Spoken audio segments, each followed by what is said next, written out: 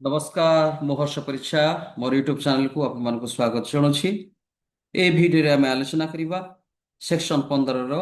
उपसेक्शन 5, 6 एवं 7 कौन कौच तेबे आमे आसतु भिडियो आलोचना करने पूर्व मुझे विशेष भाव अनुरोध करी भिडियोटी प्रथम शेष पर्यंत देखा है एवं लाइक शेयर सब्सक्राइब करेंगे कारण आपण गोटे गोटे सब्सक्राइब आमको गोटे प्रोत्साहन जोगाउछ इन्स्पिरेशन जोगाउछ नुआ नुआ तथ्य को लेकिन नुआ नुआ भिडियो आपण सम्मुखें उपस्थापन करने तेणु आम रिक्वेस्ट मु विशेष कर रिक्वेस्ट कर लाइक करेंगे शेयर करेंगे और सब्सक्राइब करने को जमा भूलिए ना। तेबे आसतु आम देखा जे सेक्शन 15 रो उपसेक्शन 5 कौन कहूँ। सेक्शन 15 आम जाने constitution of state information commission. State information commission को आधार रे केमिति आपणकर गठित हो एवं किए आपणकर अपॉइंटमेंट देबे ता तमाम विषय वस्तु आम पूर्व भिडियो आलोचना करछु। वर्तमान आम आलोचना करबा सेक्शन 15 रो उपसेक्शन 5 कौन कहूँ ना the state chief information commissioner and the state information commissioner shall be person of eminence in public life कोपरे तांकर जो चीफ इनफॉरमेशन कमिशन बा स्टेट इनफॉरमेशन कमिशन को जो नियुक्ति प्रदान करा जिवो बा तांको अपॉइंटमेंट दिया जिवो सेमानकर को विषय वस्तु उपरे बा को सब्जेक्ट मैटर उपरे सेमानकर ज्ञान थिबा दरकार विशेष करी wide knowledge and experience in law law विषय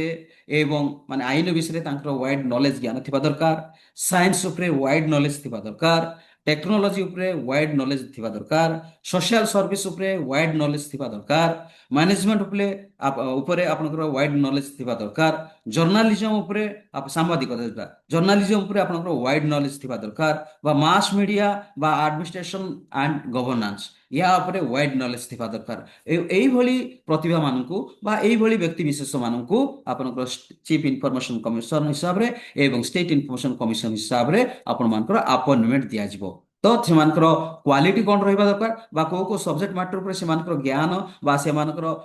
कॉम्पिटेंट रहिबा दरकार कॉम्पिटेंसी सेमानकर रहिबा दरकार बा क्वालिटी क्यालिबरिटी रहितबा दरकार सेटा होची आपमानकर प्रथम हैला लॉ द्वितीय हैला साइंस तृतीय हैला टेक्नोलॉजी चतुर्थ हैला सोशल सर्विस पंचम हैला मैनेजमेंट षष्ठ हैला जर्नलिज्म सप्तम हैला मास मीडिया अष्टम रे एडमिनिस्ट्रेशन एंड गवर्नेंस या उपरे सेमानकर ଯଥେଷ୍ଟ ଜ୍ଞାନ ଥିବ ବା ୟା ଉପରେ ସେମାନଙ୍କର କମ୍ପିଟେନ୍ସି ଥିବ ବା ସକ୍ଷମତା ଥିବ ୟା ଉପରେ ସେମାନଙ୍କର ସକ୍ଷମତା ଥିବ ତାହେଲେ ହିଁ ସେମାନଙ୍କୁ ଏଇ ଯୋଉ ପଦବୀମାନରେ ତାଙ୍କୁ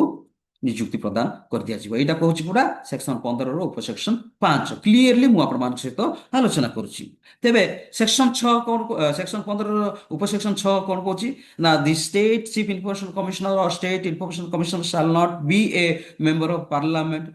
जो स्टेट इनफॉरमेशन कमिशनर रे चीफ इनफॉरमेशन कमिशन एवं स्टेट इनफॉरमेशन कमिशन जो नियुक्ति प्रदान करा जिवो बा तांको अपॉइंटमेंट करा जिवो से माने को जगह रे नथिबा दरकार ना प्रमाणकर not not be a member of parliament कौन सी पार्लियामेंट रो सदस्य हेतिबा दरकार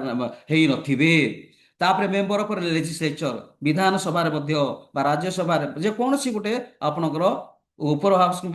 लोअर हाउस कि अपर हाउस रे बा विधान सभा रे से माने कोन मेंबर हेई नथिबे एनी स्टेट और यूनियन टेरिटरी स्टेट गवर्नमेंट हो बा आपण मानकर केंद्रांचल रे मध्य बा केंद्र शासित अंचल रे मध्य से माने कोनसी पदवी रे बा कोनसी सभ्य नथिबे एमपी एमएलए नथिबे तो से माने ही योग्य विवेचित हेबे जे चीफ इनफॉरमेशन कमिशन बा स्टेट इनफॉरमेशन कमिशन हिसाब रे आपनकर नियुक्ति प्राप्त पाइबा पई एवं आउ कोन हेतिबा दरकार आउ कोन हेतिबा दरकार केस में बी और hold any other office or profit or connected with any political party or carrying on business or pursuing any profession से माने या व्यतीत कौन सी प्रॉफिट मेकिंग ऑर्गेनाइजेशन रे नथिबे बा कॉर्पोरेशन रे नथिबे बा कौन सी चेयर पर्सन है कि को कॉर्पोरेशन रे बसी नथिबे बा कौन सी प्रकार ताको गवर्नमेंट रो पदवी रे ताको रखा जाय नथिबो बा कौन सी प्रॉफिट मेकिंग ऑर्गेनाइजेशन रे से माने गवर्नमेंट तरफ रु नथिबे बा कौन सी प्रकार पार्टी रे से माने रिलेट करू नथिबे कौन सी पार्टी रे से माने नथिबे कौन सी दलीय कार्य दलीय कर्ता नथिबे तेबे से मानक एवं कौन सी प्रकार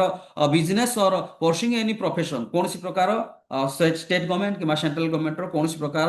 अनुष्ठान रे आनुष्ठानिक भाव रे से माने प्रॉफिट मेकिंग ऑर्गेनाइजेशन होतु बा इंस्टीट्यूशन होतु बा कार्यालय होतु सेथिरे से माने नथिबे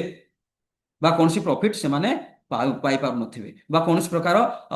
ପ୍ରଫିଟ ଅର୍ଥାତ କୌଣସି ପ୍ରକାର ପଦ ପଦବୀରେ ସେମାନେ ନିଯୁକ୍ତି ନଥିବେ ବା ମେମ୍ବର ନଥିବେ ପାର୍ଲାମେଣ୍ଟର ନଥିବେ କି ଲେଜିସ୍ଲେଚର ନଥିବେ ଏଇମାନଙ୍କୁ ହିଁ ଆପଣଙ୍କର ଏଇ ଚିଫ୍ ଇନଫର୍ମେସନ କମିଶନ କିମ୍ବା ଷ୍ଟେଟ୍ ଇନଫର୍ମେସନ କମିଶନ ହିସାବରେ ନିଯୁକ୍ତି ପ୍ରଦାନ କରାଯିବ। ଏଇଟା ହଉଛି କୋଉଟା ସେକ୍ସନ 15ର ଉପସେକ୍ସନ 6 ପୁରା ସ୍ପେସିଫିକ ଭାବରେ କହୁଛି। ତାପରେ 7 କଣ କହୁଛି ନା the headquarters of the state information commission shall be at the place of in the state. ଯେମିତି ସେଣ୍ଟ୍ରାଲ ଇନଫର୍ମେସନ କମିଶନଙ୍କର କୁହାଗଲା ଯେ ସେଣ୍ଟ୍ରାଲ ଇନଫର୍ମେସନ କମିଶନ ଆପଣଙ୍କର ଦିଲ୍ଲୀରେ ହିଁ ଅବସ୍ଥାପିତ କରିବ, ଦିଲ୍ଲୀରେ ହିଁ ତାକୁ ଗଠିତ କରାଯିବ ବା ଦିଲ୍ଲୀରେ ହିଁ ତାକୁ ଅବସ୍ଥାପିତ କରି ରଖାଯିବ। ଠିକ ସେମିତି ଷ୍ଟେଟ୍ ହେଡକ୍ୱାର୍ଟରରେ ଆପଣଙ୍କର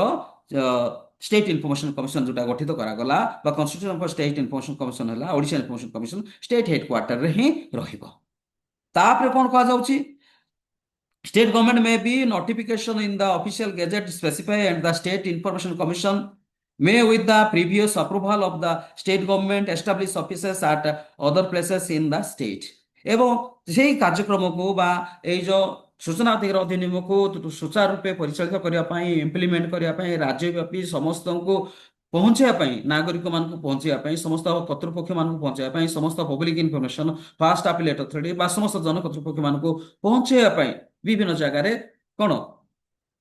କାର୍ଯ୍ୟାଳୟ ମାନ ମଧ୍ୟ ସେମାନେ କଣ ସ୍ଥାପନ କରିପାରିବେ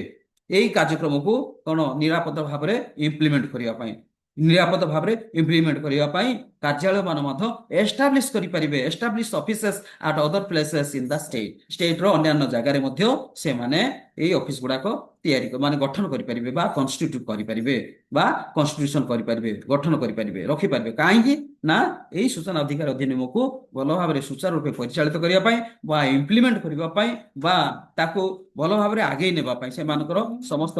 ବ୍ୟବସ୍ଥାକୁ କ୍ୟାରି ଆଉଟ୍ କରିବା ପାଇଁ ତେଣୁକରି ରାଜ୍ୟ ସରକାର କଣ ନିଜ ସରକାରୀ ନୋଟିଫିକେସନ ବା ଗେଜେଟ ନୋଟିଫିକେସନରେ ଏଇଟା ସ୍ପେସିଫାଇ କରିବେ। ଏଇଟା ସ୍ପେସିଫାଇ କରିକି ଆପଣଙ୍କର ବିଭିନ୍ନ ଜାଗାରେ ଆବଶ୍ୟକ ମତେ ଆପଣଙ୍କର କାର୍ଯ୍ୟାଳୟ ମାନ ଏଷ୍ଟାବ୍ଲିଶ କରାଯାଇ ପାରିବ। ଏଇଟା କହୁଛି ସେକ୍ସନ 7 ବା ସେକ୍ସନ 15ର ଉପସେକ୍ସନ 7। ତ ଆପଣମାନେ ଏଇ ଭିଡିଓଟି ଦେଖିଥିବା ହେତୁ ଆପଣମାନଙ୍କୁ ବିଶେଷ ଧନ୍ୟବାଦ ଦଉଛି ଏବଂ ଲାଇକ୍ ସେୟାର ସବସ୍କ୍ରାଇବ କରିବାକୁ ଭୁଲିବେ ନାହିଁ। Thank you so much. ନମସ୍କାର।